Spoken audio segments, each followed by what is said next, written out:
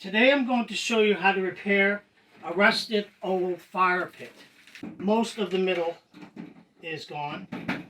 There's a bit of support. However, it's very solid up around here. So we can work with fastening our pieces to that. This particular fire pit did not have any supports to hold the bowl onto the frame. So I drilled some holes and fastened it on. What you're going to need for tools is your electric drill with a bit that is the same size as the rivets that you're going to use. So just measure the end of the rivet to the size of the drill bit. These here are 1/2-inch rivets. You don't want any longer than that because you're only going to go through thin metal and into thin metal. Okay? So you need these rivets and you'll need the washers that go over them. Alright? So you've got a hammer, your rivets, your rivet gun, a piece of chalk for marking, and an electric drill. Tape measure. Make sure that you use gloves. You really don't want to get a cut when you're cutting out your metal. Now, depending if it's a smaller hole, you may only need one piece of metal, so you may not need to cut it at all. You want a good, firm, solid, flat area. Now, what we're using here is pizza pans. So this is what I call make the best of what you've got. You can mark it again, use what you've got. So this is a piece of drywall, which is chalk, somewhere close to the middle of it. As you can see, I've already cut it. So you can mark that with chalk. It'll mark very easily with the chalk. Just put a mark across it. Okay. So there's your mark. Now when you go to use this, to flatten it out, you'll flatten out the edge.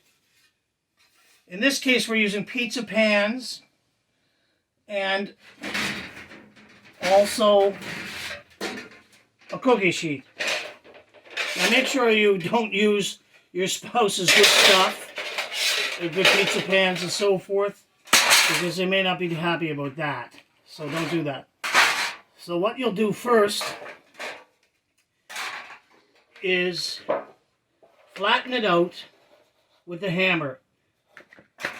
Put a piece of wood down on whatever you're going to use. Now you could be outside on a flat rock, but make sure that you have a board or something for impact, and you'll flatten it down on the ridge all the way along.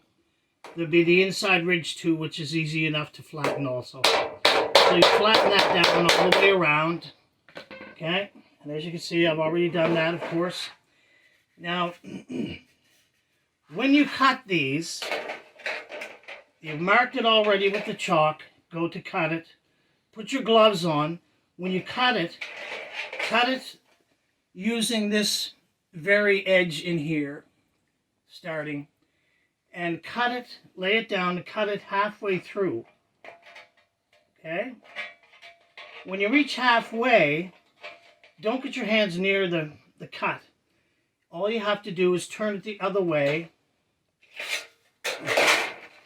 and then cut through it again, following your mark. Now you've got the two pieces, you've got them flattened out. So now all your pieces are ready.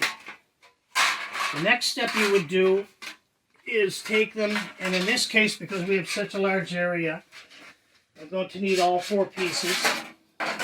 So I find where my biggest holes are, and you can see the biggest holes are there. So put those in, placing them accordingly. Cover all your rust spots. Then take your pan, because what you want to do is have it placed so that all your cut edges are tucked underneath. So you'll place those in the position. Make sure you have lots of overhang for it, because when you put your rivets in, you don't want to put them too close to the edge of where the cut is. You want lots of overlap. So then you tuck them in there. You've got everything in place. Just eyeball it. You don't have to measure it. Then you'll take your chalk and you'll run your mark along. This is where you want to put your rivets. So you mark it along there.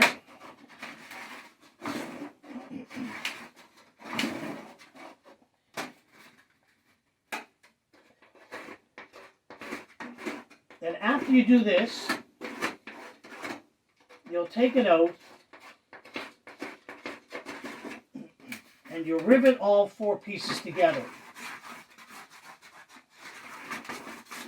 Now again, you don't have to be super precise about this. Just make sure that you have a good overlap. So there's your 4 marks. Okay? That'll give you a pretty good guide as to where you're going to put those. So now that's the end of the first phase. So here's your next phase. Again, use your board for support, and also you're going to drill a hole straight down through it. And as you can see, it'll drill very easily. And then you just take one of your rivets and a washer.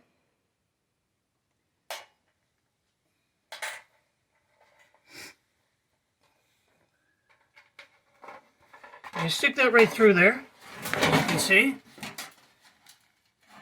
And you take the washer and you put it on the back side of it. It doesn't matter at this point that it's not positioned. You see how I've got space here? You've got about a 1/2 inch or more away from the edge on both of them, okay? So then what you'll do, take your rivet gun. Okay, here's the last phase of it. As you can see, it's all completed. All the rivets have been put in and attached. Before I attached my whole plate into the pit itself, I took all 4 pieces, the corners plus the center, and I riveted them together. Then I set it in to place, took a look to see where the rusted areas were, and positioned it so that it would cover the rust. Now just take your chalk and make a circle around it. Okay. Then drill your holes. 1, 2, 3, 4, 5, 6, 7, 8. Okay, so you make a cross and an X. Then you fasten that, put your rivet in, take your rivet gun, put your washer on the back side of it, rivet it in. That way there, your bottom is pressed down as deep as you want it to get. Drill your center hole first. Again, rivet it on, do the first one. Then work around 1, 2, 3, 4, and drill your 4 holes, rivet it in.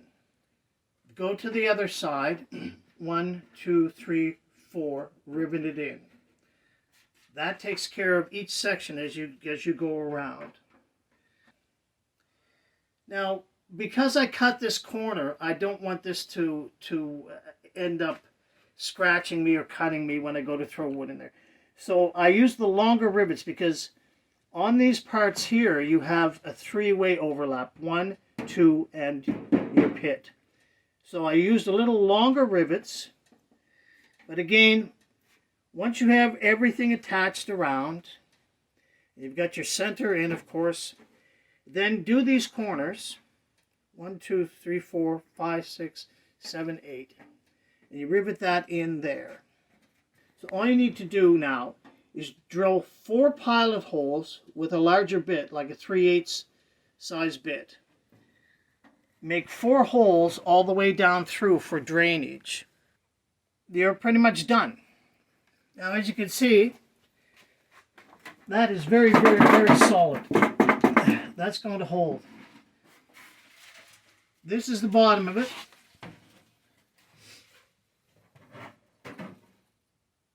That's approximately 50 rivets. It cost me $17. 50 rivets and washers. So that's your cost to do this. This pit was $120 plus tax when I bought it 2 years ago.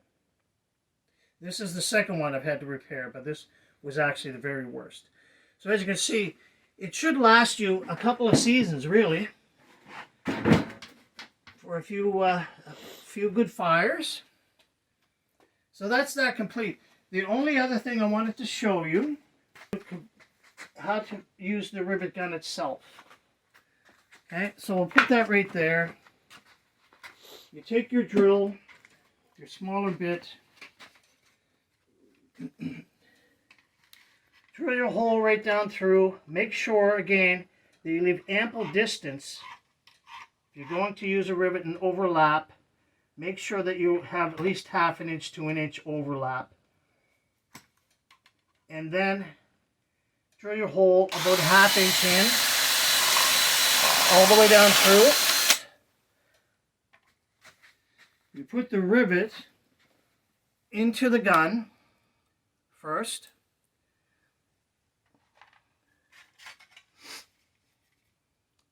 Place it in through. Put your washer on the other side.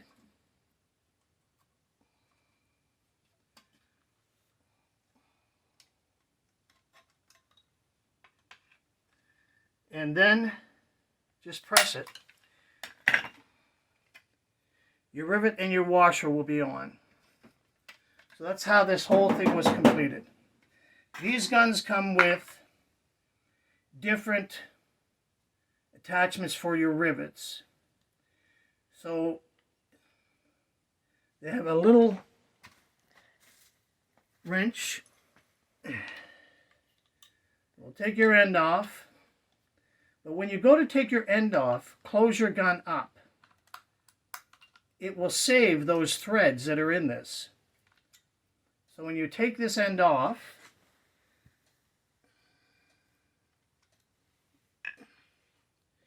and then you go to have a different size, you can see that's the smallest one. There's your second size, third size, and largest size. So you take that off like that. It'll just unscrew out of there. It's threaded in. Then you thread it into this piece here. Back in there.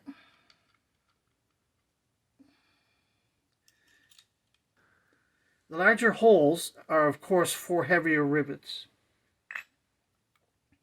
So now that you have that in, you can open that up again, and your gun is ready to go with your different size rivet. Now, the only thing I wanted to point out in here is that when I used these were larger rivets, because I had to go through 3 different pieces of metal, 1, 2, and 3. So I used the larger rivets there, and on these parts here I used the smaller rivets. I repaired my pit. It'll last for at least 1 or 2 more seasons. I hope that you don't have a rusted one as bad as this. Then smaller rusting, then you're only probably going to need 1 patch. So depending on, just use your discretion on how much rust is on it. So thanks for listening. I hope you find this video useful, and happy repairing.